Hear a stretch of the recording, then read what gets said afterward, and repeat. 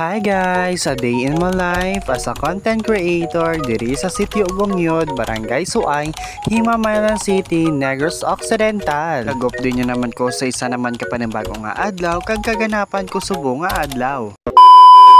Anyway, bago ang lahat, ako nga po pala si Jobber, ang inyong ka-DM. So ayan nga, bago ang lahat ay heto nga pala, pagkagising ko nga po pala dito ay heto nga po pala yung una kong ginawa. So balik kahapon nga po pala yung aking pinaglabahan ng mga damit ay hindi nga po pala natuyo, kaya heto nga ay pagkagising ko pala nitong umaga ay heto nga ay pala ay pinagsampay ko na rin nga po pala dito sa likuran ng bahay. So bali mga ka-DM, kakagising ko lang nga pala dito, pero heto nga po pala yung una kong ginawa at hindi pa nga pala ako dito nakapagayos o nakapaghilamos nga lang. Pero okay lang yan mga ka-DM, bagamat nang dito lang naman ako sa bahay. At syempre by the way mga ka-DM ay ako nga po pala hindi nga pala lumalabas sa baryo kapag wala nga pala akong pinuntahan. So anyway mga ka-DM, bago ang lahat ay share ko lang nga pala sa inyo na meron na pala akong earnings dito nga pala sa pag-a-affiliate dito sa TikTok. Pero maliit na earnings lang naman ito mga ka-DM, pero sobrang happy ko na talaga dito. Ang importante nga po pala mga ka-DM ay meron nga pala tayo ditong pera na kinukuha. Ayan mga ka-DM, balik nga pala tayo dito. Ang ngayong araw nga po pala is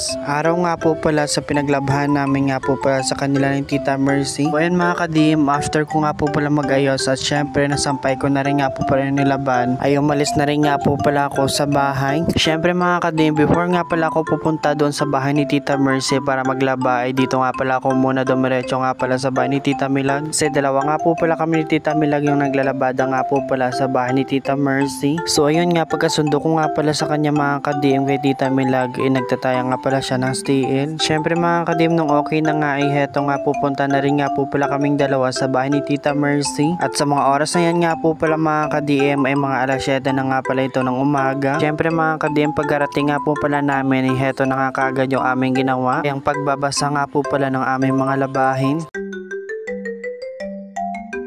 So ayun na nga mga ka-DM, hindi na nga pala ako kanina nakapag-video, kaya heto nga po pala ay tapos na rin nga po pala kami sa paglalabada. Siyempre mga ka-DM, mamaya lang nga po pala naming babanlawan, bagamat nga po pala ay kakain pa nga pala kami ng pangumagahan ni Tita Milag. Siyempre mga ka-DM, pagkapasok ko pa lang dito sa bahay ni Tita Milag ay heto na talaga yung bumugan sa iyo, ang napakandang Vietnam Rose.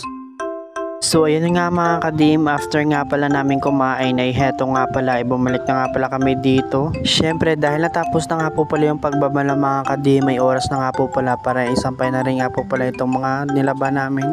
Ayun na nga mga ka-DM, nung nasampay na rin nga po pala namin dito lahat nga po pala ng mga nilabhan niya pinaglaban namin, ay heto nga po pala ay nililinis na nga pala namin dito yung aming pinaglabhan para makauwi na rin nga po pala kami kaagad. Syempre si Tita Milag nga po pala ay kumuha nga pala dito ng herbal na tanim. Heto nga lang nga po pala yung tanim na oregano. Sa mga hindi nga po pala nakakaalam, ang tanim na oregano nga po pala ay gamot nga po pala sa ubo at iba pa. So ayun nga mga ka-DM, dito nga po pala ay dumiretso nga pala kami dito muna sa bahay ni Tita Milag. At pagkarating nga po pala namin dito, heto nga po pala yung alagang aso niya, ay heto nga ay nilalaro niya nga pala dito. Syempre nga mga ka-DM, ako nga hindi nga po pala natagalan ay umalis na nga pala ako sa bahay ni Tita Milag, bagamat marami nga pala akong gagawin pa doon sa aming bahay. At heto na nga pala mga ka-DM, may pauwi na rin nga po pala ako. At syempre before ko nga po pala tatapusin ito yung aking video, ay hindi nyo nga po pala kakalimutan na mag-like, follow and share para updated kayo sa mga ina-upload kong video.